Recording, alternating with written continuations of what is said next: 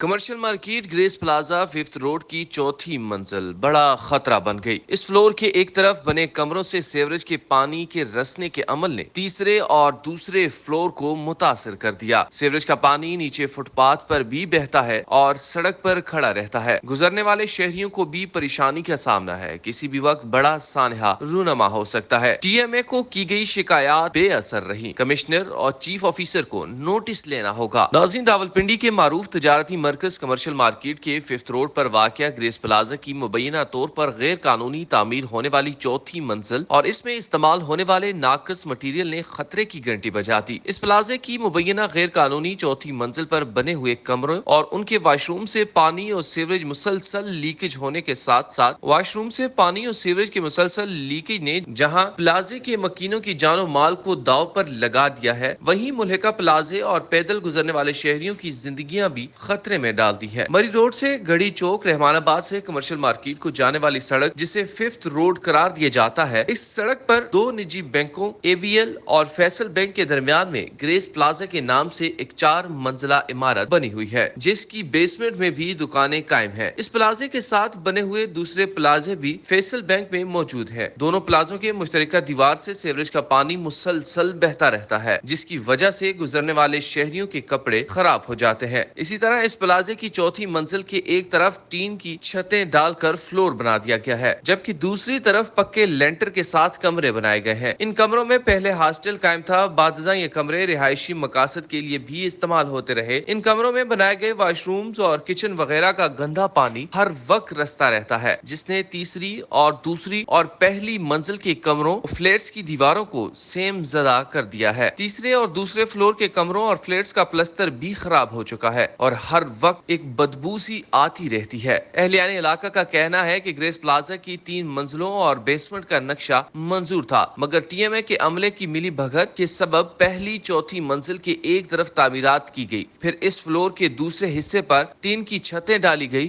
اور پھر وقت گزرنے کے ساتھ ساتھ ایک دوسرے حصے پر بھی لینٹر ڈال دیا گیا۔ صرف درمیان کے حصے کو ٹین کی چھت سے کور کیا گیا ہے۔ ناقص مٹیریل اور ٹی ایم اے کے عملے کی ملی بھگت سے گریس پلازا کی چوتھی مبینہ غیر قانونی منزل نے علاقے کے مکینوں کی جان و مال شدید خطرے سے دوچار کر دیا۔ ان کا کہنا ہے کہ کئی سالوں سے لیکیج کا سلسلہ جاری ہے۔ متعدد بار ٹی ایم اے کو شکایات کی جا چکی ہے۔ پلازے میں فلیٹس اور دیگر یونٹ خریدنے والوں نے بھی اس معاملے میں ایکشن کروانے کے لیے رابطے کیے، مگر ٹی ایم اے کا عملہ اس معاملے کو مسلسل ٹالتا رہا۔ علاقہ مکینوں کا کہنا تھا کہ commissioner Rawalpindi, chief officer T M A اس حوالے سے فوری کارروائی کریں۔ چوتھی منزل جس کے دور میں بنوائی گئی، ان کے خلاف ایکشن لیا جائے اور ناقص سیوریج سسٹم بنانے والوں کے خلاف قانونی کارروائی کی جائے۔ اگر فوری ایکشن نہ لیا گیا تو یہ پلازا ایک طرف سے بیٹھ سکتا ہے، جس کی وجہ سے دیگر پلازے بھی متاثر ہوں گے۔ زلزلہ یا تیز اور مسلسل بارش سے کسی بھی وقت بڑا سانحہ ہو سکتا ہے۔ ایسی صورت میں اہلیان علاقہ اور اس پلازے کے دیگر مکین قانونی کارروائی کا اختیار رکھتے ہیں۔